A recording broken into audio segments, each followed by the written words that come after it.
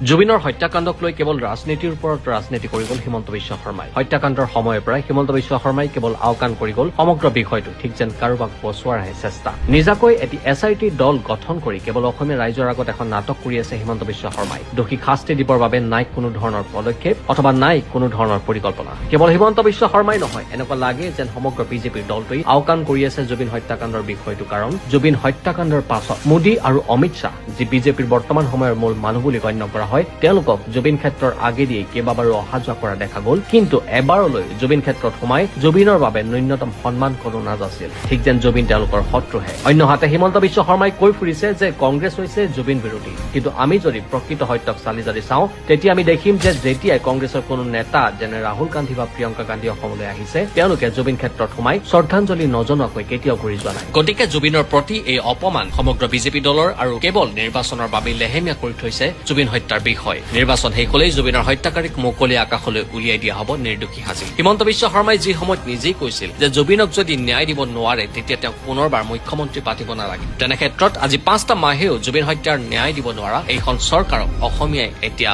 উফৰাই পেলাবলৈ সাজু হৈছে। হিমন্ত বিশ্ব শৰ্মাই কোৱাৰ দৰেই জুবিনক ন্যায় দিব নোৱাৰা লোকে কেতিয়াও অসমত চৰকাৰ গঠন কৰিব নোৱাৰে।